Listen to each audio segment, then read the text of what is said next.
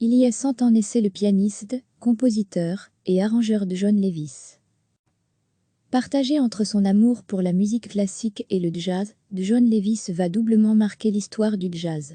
En tant que pianiste, notamment au sein du Modern Jazz Quartet, mais aussi en tant que compositeur.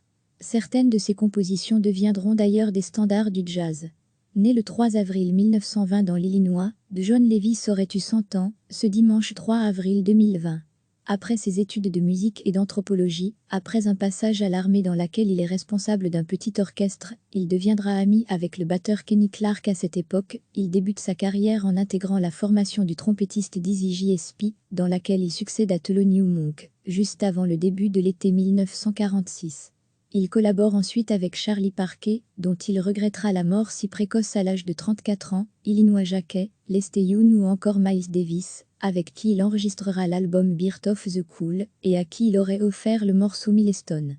Fondé sur les bases du Milt Jackson Quartet, John Lewis forme en 1952 le Modern Jazz Quartet, dont il deviendra le directeur musical.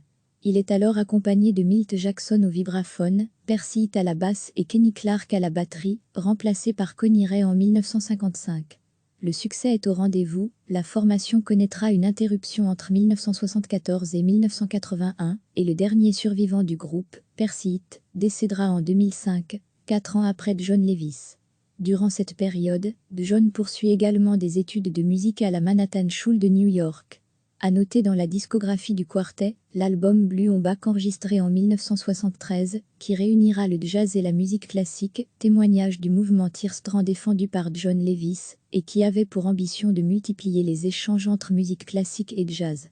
Pianiste, arrangeur, il apprendra beaucoup de Dizzy Gillespie. John Lewis complète son talent, avec la passion de la composition qu'il apprend avec Duke Ellington et Lester Young. Outre ses morceaux de jazz, il composera également des musiques de films et même une comédie musicale.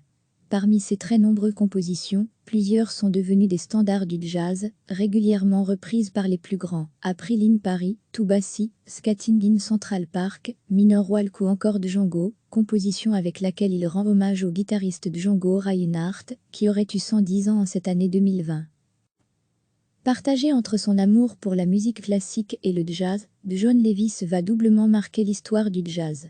En tant que pianiste, notamment au sein du Modern Jazz Quartet, mais aussi en tant que compositeur. Certaines de ses compositions deviendront d'ailleurs des standards du jazz. Né le 3 avril 1920 dans l'Illinois, John Lewis aurait eu 100 ans, ce dimanche 3 avril 2020. Après ses études de musique et d'anthropologie, après un passage à l'armée dans laquelle il est responsable d'un petit orchestre, il deviendra ami avec le batteur Kenny Clarke à cette époque. Il débute sa carrière en intégrant la formation du trompettiste Dizzy Gillespie, dans laquelle il succède à Thelonious Monk, juste avant le début de l'été 1946.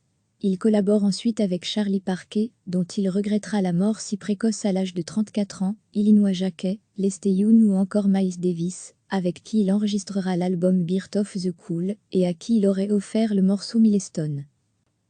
Fondé sur les bases du Milt Jackson Quartet, John Lewis forme en 1952 le Modern Jazz Quartet, dont il deviendra le directeur musical.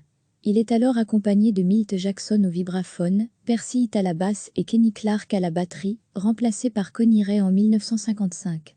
Le succès est au rendez-vous, la formation connaîtra une interruption entre 1974 et 1981, et le dernier survivant du groupe, Percy Hitt, décédera en 2005, 4 ans après John Lewis. Durant cette période, John poursuit également des études de musique à la Manhattan School de New York. À noter dans la discographie du quartet, l'album Blue on Back enregistré en 1973, qui réunira le jazz et la musique classique, témoignage du mouvement Tearstrand défendu par John Lewis, et qui avait pour ambition de multiplier les échanges entre musique classique et jazz. Pianiste, arrangeur, il apprendra beaucoup de Dizzy Gillespie. John Lewis complète son talent, avec la passion de la composition qu'il apprend avec Duke Ellington et Lester Young. Outre ses morceaux de jazz, il composera également des musiques de films et même une comédie musicale.